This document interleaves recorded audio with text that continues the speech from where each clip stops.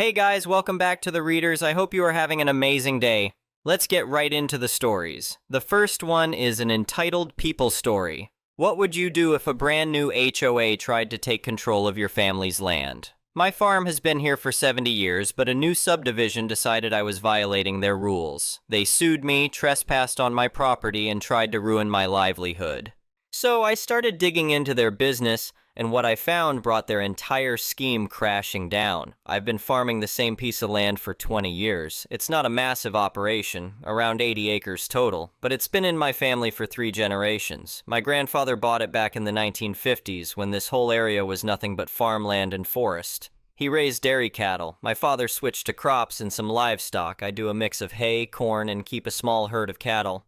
It's honest work, and it's been good to us. The farm sits at the end of a county road that used to be gravel until about 10 years ago when they finally paved it. Our property line runs along what used to be old pasture land that my grandfather sold off in the late 80s. For years after that sale, nothing happened with it. It just sat there, overgrown and wild. Then, about 15 years ago, a development company bought the land and started putting in a subdivision.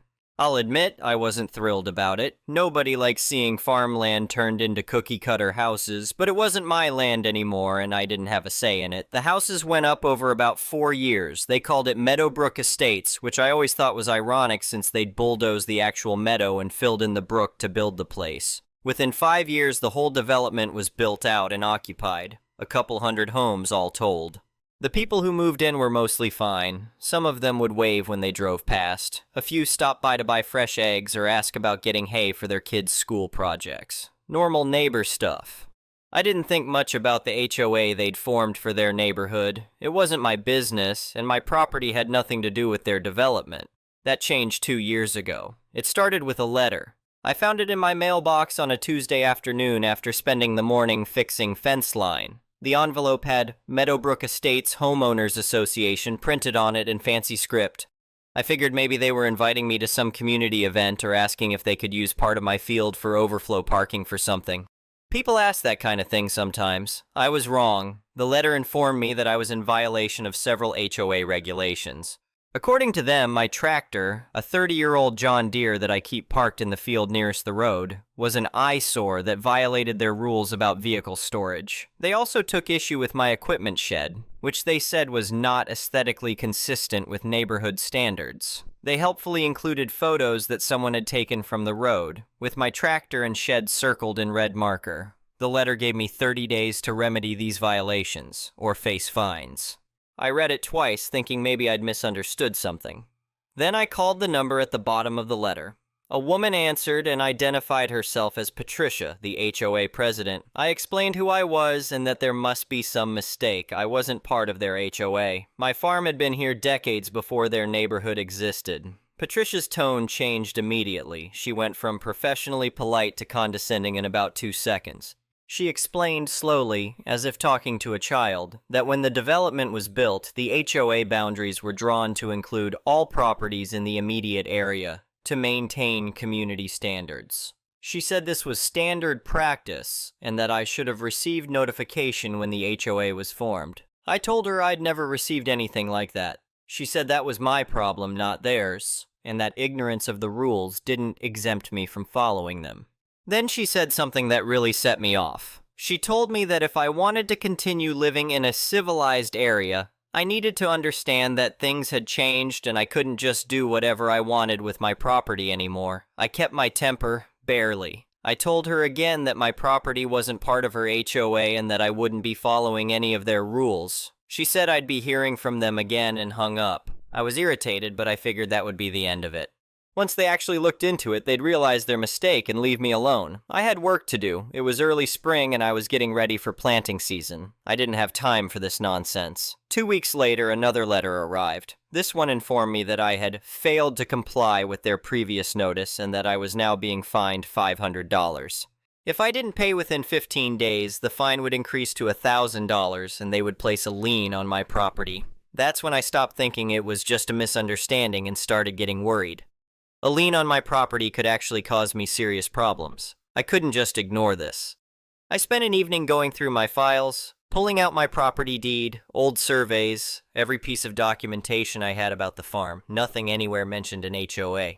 My property deed went back to 1952 when my grandfather bought the land. There were no covenants, no restrictions beyond standard county zoning regulations for agricultural property. The next morning I drove down to the county courthouse. I requested copies of my deed, survey maps, and any HOA covenants that might be filed against my property. The clerk, a woman named Dorothy who'd worked there for about 30 years, was helpful and thorough. She knew my grandfather and remembered when my parents got married. She searched everything multiple times and confirmed what I already knew. My property had no HOA covenant filed against it. She even pulled up the records for the Meadowbrook Estates development and showed me the plat map. The HOA boundaries were clearly defined and they stopped at the edge of the subdivision. My property wasn't included. Dorothy printed everything out for me and suggested I might want to talk to a lawyer. She said this wasn't the first time she'd seen HOAs try to expand their authority beyond their actual boundaries, and it usually took legal action to make them stop. I didn't want to spend money on a lawyer for something this stupid, so I decided to try one more time to handle it myself. I wrote a letter back to the HOA, certified mail, return receipt requested, explaining that my property was not part of their HOA, that I had documentation from the county proving this, and that they needed to cease all contact with me regarding their rules and fines. I included copies of everything Dorothy had printed for me. 2 days after they signed for my letter, Patricia called me. She was angry. She told me that I was being difficult, and that my technicalities didn't change the fact that I was bringing down property values for the entire neighborhood. She said they'd consulted with their lawyer, and while my property might not have been formally included in the original HOA filing, there were provisions that allowed them to extend coverage to adjacent properties when those properties negatively impacted the community. I asked her to send me the specific language she was talking about. She said she didn't need to prove anything to me and that if I didn't comply, they'd take me to court. Fine, I said. See you there. She hung up. I should have called a lawyer right then.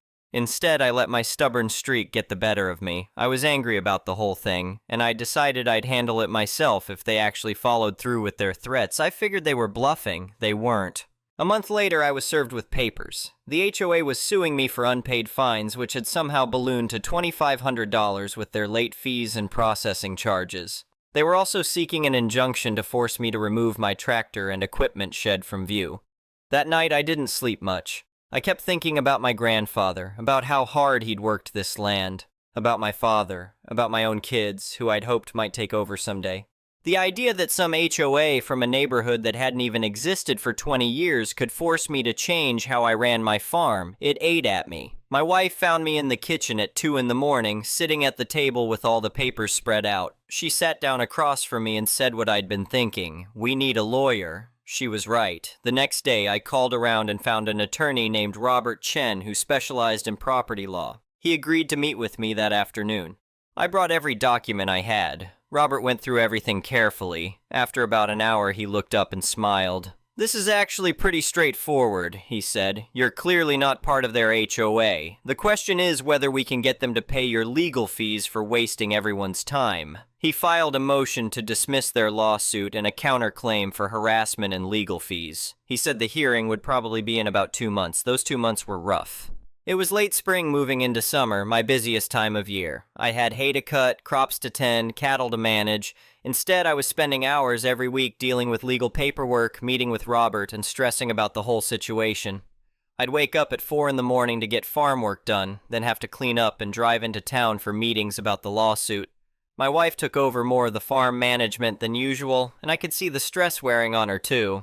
The HOA didn't let up. I started getting letters from individual board members, not on official HOA letterhead, telling me I was being selfish and hurting the community. Someone left a printed note in my mailbox that said, "Nobody wants your junk farm here." A few of the homeowners from the development stopped buying eggs from me. One guy I'd considered friendly told me I should be reasonable and just move my equipment somewhere less visible. "It's not that big of a deal," he said. "Why are you being so stubborn?" That comment stuck with me. I wasn't being stubborn, I was defending my property rights, but I started second-guessing myself anyway. Maybe I should just move the tractor. Would it really be that hard? But every time I seriously considered it, I'd get angry all over again. This was my land. I'd been here first. Why should I change anything? About 3 weeks before the hearing, something changed. I was out repairing a gate when I saw a car pull up near my equipment shed. Two people got out, Patricia and another board member I'd seen at some of their community events. They had a camera. They were on my property, past my fence line, taking pictures of my equipment. I walked over and asked what they were doing. Patricia looked startled to see me. I guess she thought I was working somewhere else on the property. She recovered quickly and said they were documenting ongoing violations for court. "Get off my property," I said. "This area is technically a county easement," she replied. "We have every right to be here." "This is not an easement. This is my property and you're trespassing. Leave now." The other board member, whose name I later learned was Dale, stepped toward me. "You don't own everything just because you were here first. Times change. Maybe you should change with them." My hands were shaking. I pulled out my phone and started recording. "I'm documenting that I've asked you to leave my property and you're refusing. I'm calling the sheriff." They left, but not before Dale accidentally knocked over a toolbox that was sitting near the shed. Tools scattered across the ground. He didn't apologize or help pick anything up. They just got in their car and drove off. I called the sheriff's non-emergency line and filed a trespassing report. The deputy who came out was sympathetic, but said unless I wanted to press charges, there wasn't much he could do. He suggested I put up no trespassing signs and consider security cameras. That weekend, I installed 4 security cameras around my equipment storage areas and barn. I told Robert what had happened, and he said it might actually help our case if they continued to harass me. The hearing finally arrived on a Tuesday in mid-July. It was held in circuit court. Robert had prepared me for what to expect, but I was still nervous. We got there early and sat in the courtroom while other cases were heard. The HOA's lawyer arrived about 10 minutes before our case was called. He was younger than I expected, wearing an expensive-looking suit. He and Robert clearly knew each other. They talked briefly before things started. When our case was called, the judge asked the HOA's lawyer to present his case first. He argued that while my property might not have been formally included in the HOA's original filing, the HOA had authority to enforce community standards on properties that affected the neighborhood's appearance and property values. He showed the photos of my tractor and shed, described them as agricultural blight, and argued that allowing such violations to continue would harm the entire community. Then Robert stood up. He walked the judge through the documentation, my deed, the HOA's own bylaws and boundaries, the county records showing no covenant on my property. He explained that the HOA had no legal authority over my land, that I'd been farming this property for 20 years before their development existed, and that my property was properly zoned for agricultural use. The judge asked the HOA's lawyer to show him where, specifically in any legally binding document, my property was listed as part of the HOA. The lawyer tried to dodge the question, talking about community impact and reasonable standards. The judge cut him off and repeated the question. The lawyer couldn't answer it, because there was no document. My property had never been part of their HOA. The hearing lasted about 2 hours total. Both sides presented their full cases. The HOA's lawyer tried several different arguments: adverse possession, prescriptive easements, public nuisance claims. Robert knocked them all down. At one point, the judge asked me directly if I'd ever signed anything agreeing to be part of the HOA. I said no, I'd never even been contacted when they formed. After both sides finished, the judge took a 15-minute recess. When he came back, he ruled in my favor. He declared that my property was not subject to HOA authority, that all fines they had issued were void, and that they were prohibited from attempting to place any liens or take any enforcement action against my property. He also ordered them to pay my legal fees, which had reached about $4,500. I felt like I could breathe again for the first time in months. Robert and I shook hands outside the courthouse. He told me to call him if the HOA gave me any more trouble, but he doubted they would. The ruling was clear, and they'd be stupid to push it further. I should have known better. A few days after the court ruling, Patricia called me. She was angry and told me that while they had to follow the judge's ruling, they still believed I was negatively impacting the community. She said something about how there are other ways to address neighborhood concerns, and hung up before I could respond. I immediately sat down and sent myself an email documenting what she'd said and when she'd called, just to have a record with a timestamp. Then, about a week later, I reviewed the security camera footage from the period when the board members had been trespassing on my property. I'd been meaning to do this earlier, but had been too busy with the hearing. What I found was interesting. Dale, the board member who'd knocked over my toolbox, had actually done more than I'd realized. The camera showed him deliberately kicking it over, then picking up a wrench and throwing it. Then he'd walked around the side of my shed and tried the door, which was locked, before giving up and leaving. It might have been minor, but he'd clearly been trying to damage my property or get into my shed. I filed a police report. The responding officer said it was minor vandalism, but with the video evidence and the prior trespassing report, they'd follow up with Dale. I thought that would be the end of it. I was wrong again. 2 weeks after that, I was moving irrigation equipment in my back field, the one that borders the county drainage easement that runs between my property and the development. It's a 20-foot wide strip that the county maintains for water management. I'd always kept clear of it, used it as a natural boundary marker. Except that day, I noticed something odd. There was a new shed on the easement. Not a big one, maybe 8 by 10 feet, but it was definitely new. It had Meadowbrook Estates HOA painted on the side. They were storing landscaping equipment in it, mowers, trimmers, that kind of thing. I called the county public works department. I explained what I'd found and asked if the HOA had gotten a permit to put a structure on county property. The person I talked to said they'd look into it and call me back. 3 days later, I got a call from a county inspector named Tom. He'd gone out and looked at the shed. Not only did the HOA not have a permit for it, but putting a structure on a drainage easement was actually illegal. It could interfere with water flow during heavy rains and cause flooding. Tom said the county was going to cite the HOA and require them to remove the shed within 30 days or face daily fines. He also asked if I'd noticed any other structures or modifications to the easement. I said I hadn't been paying close attention, but I'd take a look. That weekend, I walked the entire length of the easement that bordered my property. There were 3 more small sheds, all on county property, all being used by the HOA for storage. There was also a section where they'd planted decorative bushes and put in landscape lighting. Again, on the county easement, not their own property. I took photos of everything and sent them to Tom. He thanked me and said the county would be expanding their enforcement action. Here's the thing, I didn't go looking for this to cause trouble for the HOA. I genuinely stumbled across it while doing my normal farm work, but once I found it, I wasn't going to ignore it. They'd spent months harassing me about my legal use of my own property. Now they were illegally using county property and creating potential flooding hazards. The county didn't mess around. They cited the HOA for 4 unpermitted structures and unauthorized modifications to a drainage easement. The fines started at $500 per day per violation until everything was removed and the easement was restored to its original condition. The HOA had 30 days to comply. I know this because I got a call from Patricia about a week later. She was furious, screaming at me that I'd sabotaged them and asking why I was so determined to hurt the community. I stayed calm and told her I'd simply reported illegal structures on county property. If they hadn't built on land that wasn't theirs, there wouldn't be a problem. "You're doing this for revenge," she said. "No," I replied. "I'm doing what you taught me, documenting violations and reporting them to the appropriate authorities. Have a good day, Patricia." I hung up. But the situation kept developing. About 2 weeks after the county citations, I got a call from a homeowner in the development named Mike. He'd bought eggs from me a few times before all this started. He said he'd heard about what happened with the lawsuit and the county easement issue, and he wanted to apologize for how the HOA had treated me. Then he said something interesting. He told me that several homeowners in the development were upset with how the board had been operating. The board had been using HOA funds for the lawsuit against me without getting proper approval from the membership. They'd also been very selective about enforcing rules. Some people got cited for minor violations, while friends of board members got away with worse. Mike said there was talk of a recall election for the board. I thanked him for letting me know, but told him I wasn't looking to get involved in their internal politics. He understood, but he asked if I'd be willing to talk to their lawyer if they decided to file complaints about the board's mismanagement. I said maybe, and to have their lawyer contact Robert if it came to that. It did come to that.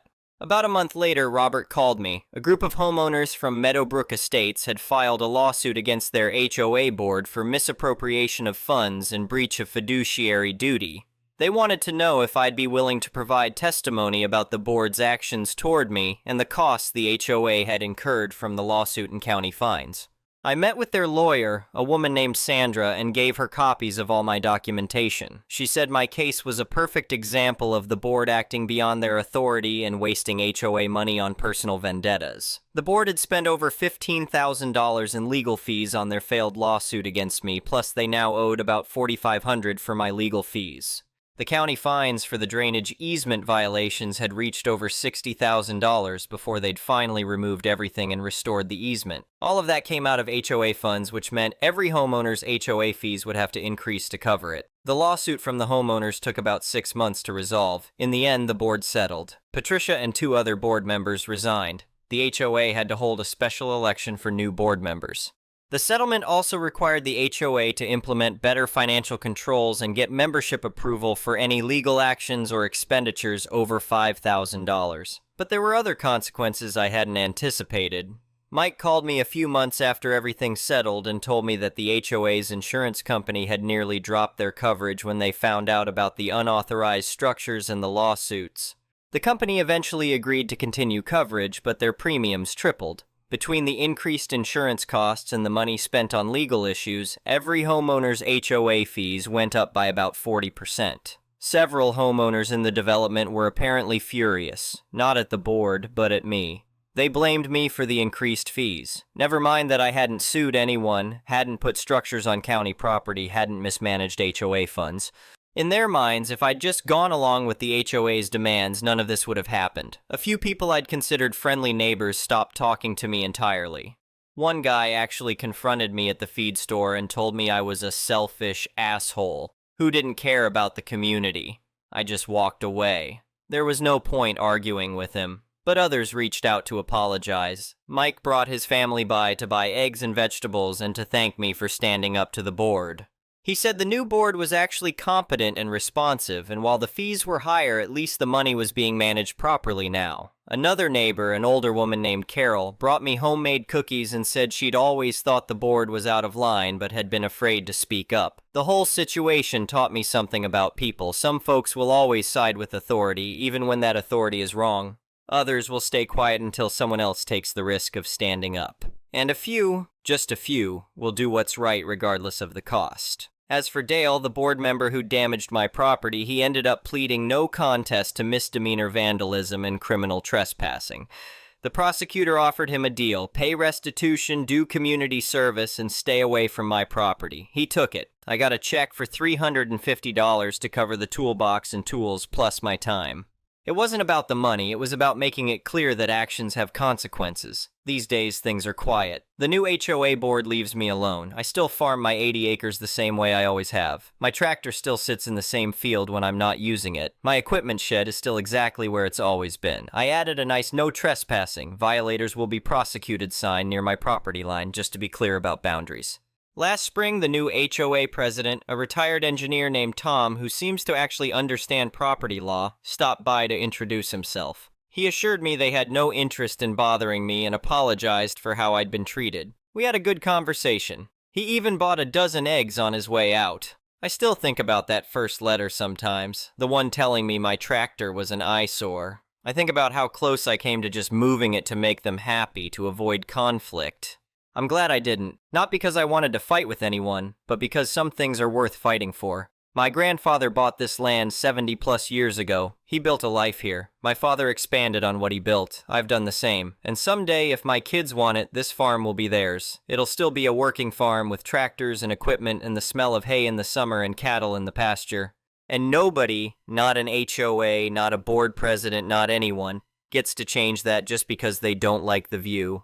That tractor they complained about? It's still sitting in the same field, same spot, doing the same job it's always done, because that's where it belongs and nobody can tell me otherwise. The next one is a pro-revenge story. My old TV finally broke down, so I got a new smart TV.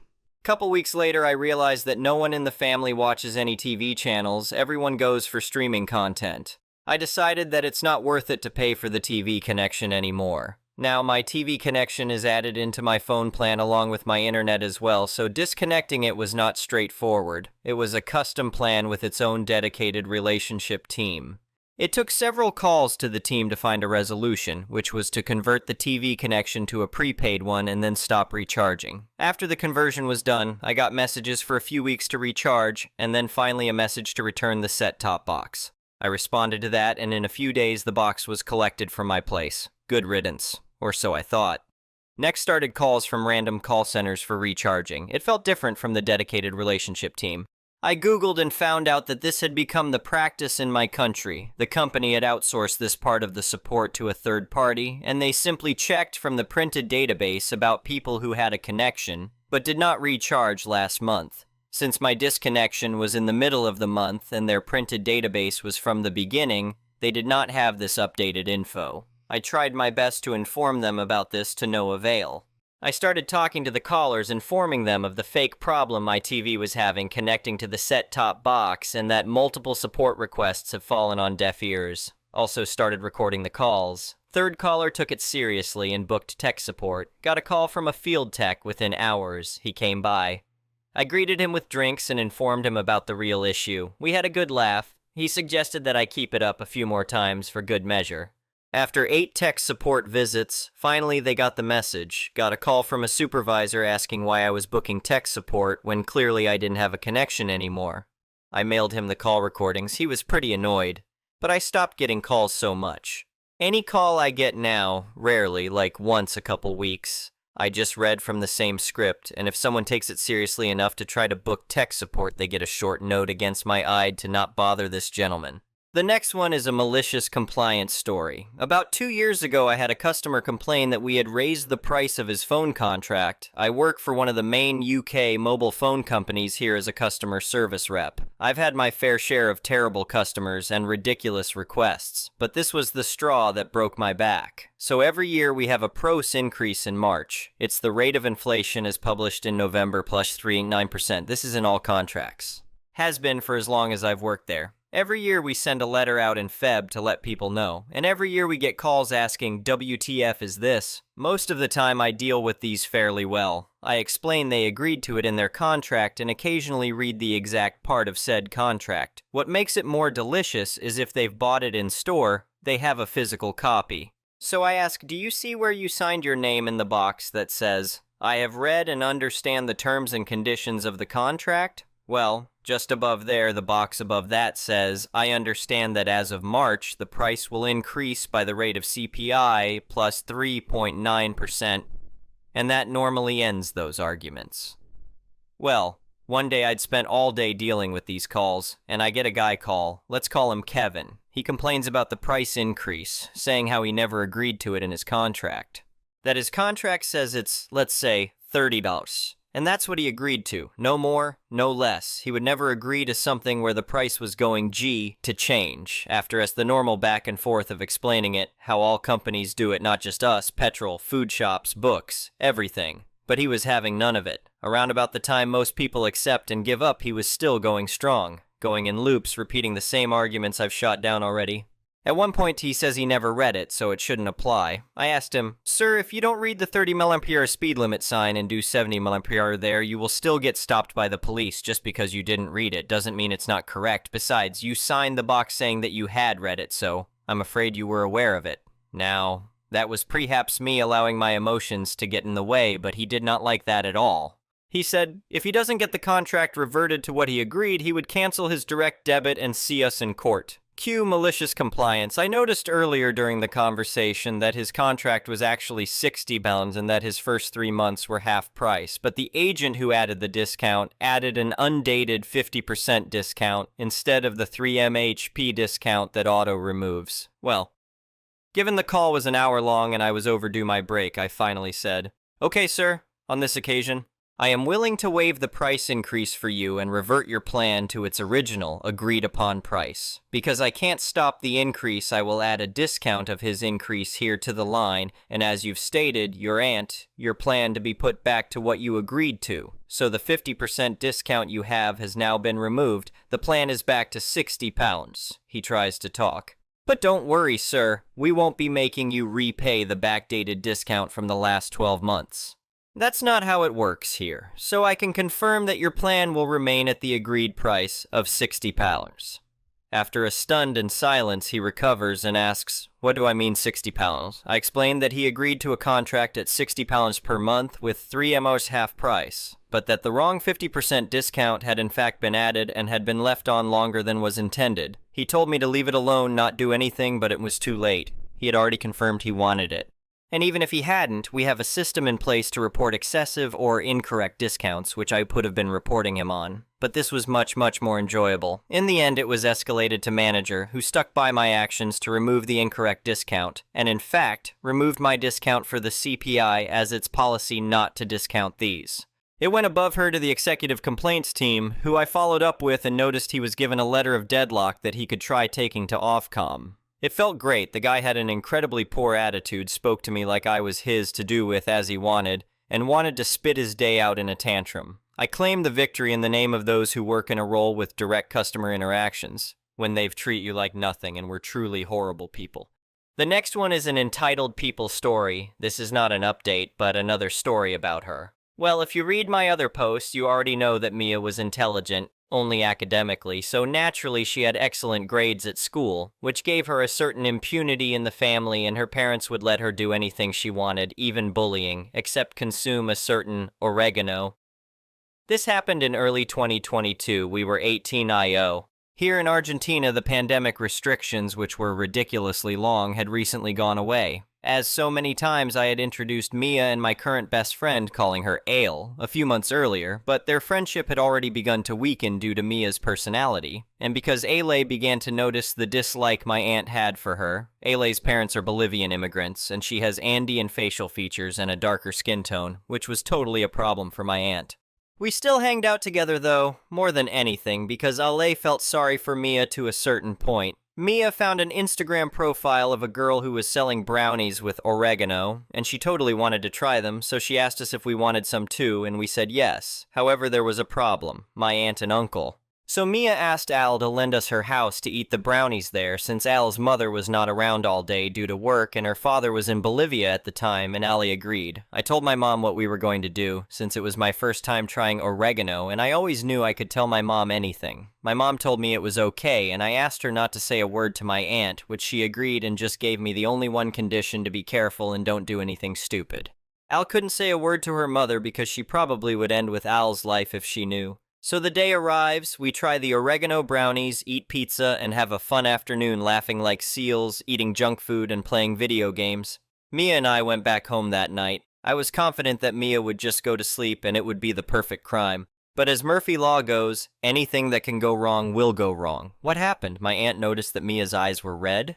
Or was it too obvious that Mia was under substances effects by her behavior? No, none of that. In fact, my aunt hadn't noticed anything. It was about to be the perfect crime, but something happened. If you've never tried food with oregano, you have to know it can make your stomach hurt. It's not a big pain. It's tolerable. And we already knew it was normal anyway because we did our research before trying it. It is also normal to feel dizzy, and we knew it.